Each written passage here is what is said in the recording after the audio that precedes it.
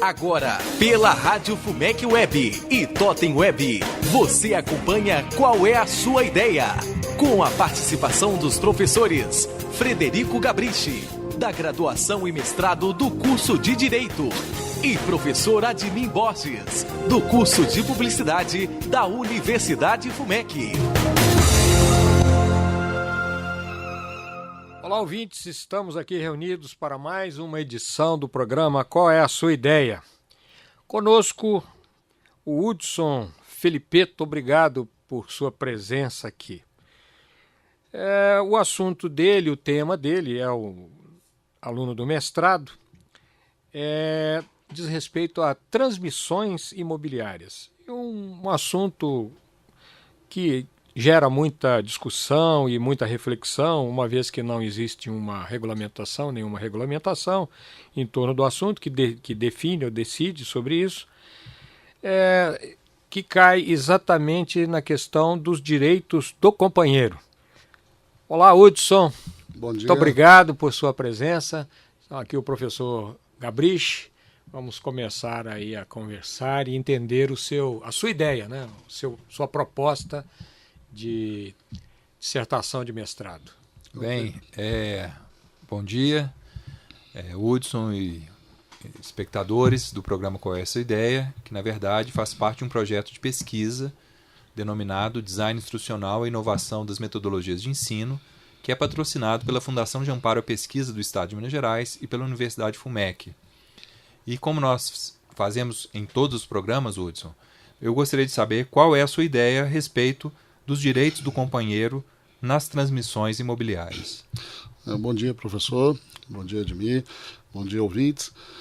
A minha ideia é quanto às transmissões imobiliárias. Eu sou tabelião no estado de Mato Grosso e tenho tido certas dúvidas com relação aos usuários nas partes quanto às transmissões imobiliárias em que figuram na matrícula do imóvel apenas um dos companheiros como proprietário.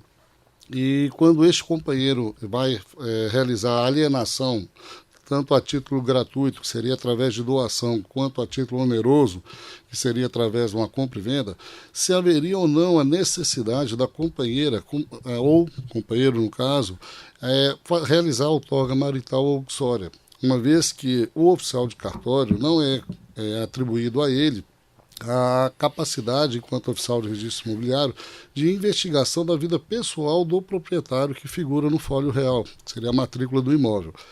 E, neste caso, o terceiro de boa-fé, uma vez que essa notícia da existência ou não da união estável não figura na matrícula, se ele teria como compelir o vendedor a informar, declarar se há ou não união estável, para que eventualmente, futuramente, não seja o companheiro eventualmente existente questione que ele não anuiu com aquela transmissão.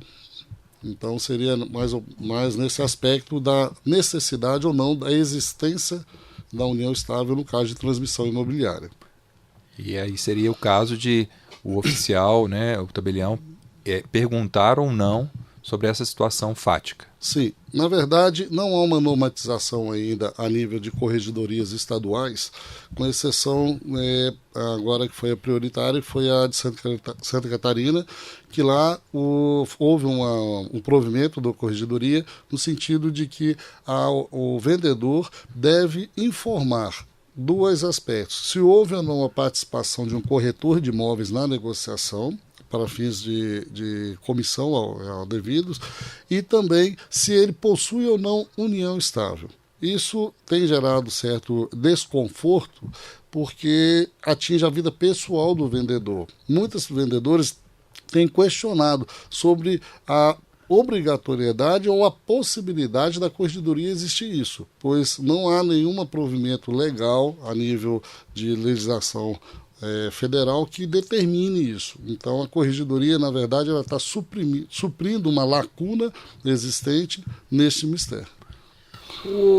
Você já tem um conhecimento prático do tema, ou seja, o desenho do objeto empírico, né, para você, do mestrado, já está pronto, né? Você já tem Sim. isso. Existe um processo de transposição agora para o trabalho científico. Sim. E isso exige a literatura, né, como base, Correto. uma vez que o tema não está devidamente normatizado, não existe legislação, etc, etc. Existem autores que já discutem ou que têm atualizado essa discussão para que você possa ter como fundamento aí do seu projeto? Sim. Existe atualmente já entendimentos, porém ainda não está consolidado, mesmo na doutrina. Zeno Veloso, por exemplo, ele editou um livro em 2010 em que ele, denominado Direitos do Companheiro, em que ele assegura que haveria a necessidade dos direitos serem assegurados, porém deve ser verificado se realmente existe ou não união estável. Então essa pergunta, como o professor colocou, ao vendedor, se ele possui ou não união estável, supriria essa lacuna existente. Porém, ele entende que os direitos estenderiam tão somente aos bens adquiridos na união estável a título oneroso, conforme a legislação vigente. Na contramão, existe a Maria Helena Diniz, que ela faz uma interpretação extensiva da legislação, em onde ela entende que seria por justiça, não por direito, mas deveria se estender também o companheiro os bens adquiridos, não apenas na constância do casamento. Aliás, desculpa, da união estável. Então, haveria o marco teórico seria justamente esse aspecto, onde ele vai realmente haver a necessidade ou não dessa arguição ao vendedor. Hudson, e sobre esse tema, existe alguma manifestação jurisprudencial dos tribunais superiores ou isso ainda está em discussão? Tá. Ainda não existe a chamada súmula vinculante, né, que vai tratar a respeito desse tema, que vai, como o próprio nome diz, vai vincular as demais decisões dos tribunais e decisões de primeira instância. São jurisprudências de alguns julgados que têm entendido que esse questionamento quanto à existência ou não da união estável, ela não feriria o direito constitucional à violação da vida pessoal, pois eles atingiriam um direito superveniente que evitaria um eventual questionamento judicial posterior. Então, os julgados dos tribunais do STJ, não existe julgado ainda do Supremo nesse sentido, mas apenas do STJ, seria nesse aspecto, de que a união estável geraria esses efeitos e deveria sim ser questionado sobre a existência ou não, para que o terceiro adquirente de boa-fé eventualmente não seja lesionado. Ok, Hudson. Muito bem, eu acho que é muito pertinente, né, principalmente no mestrado que se faça essa discussão.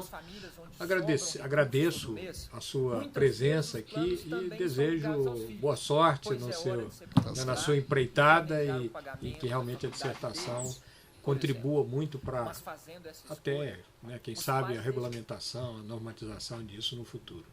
E antes de nós nos despedirmos dos nossos ouvintes e espectadores, gostaria de lembrá-los que qualquer dúvida, sugestão, pode ser encaminhada para o e-mail qualéasuaideia@fumec.br. Muito obrigado, Hudson. Muito obrigado, agradeço ao professor Admir, professor Gabriche, pela oportunidade e aos ouvintes também, e coloco-me à disposição para qualquer eventual esclarecimento posterior. Muito obrigado.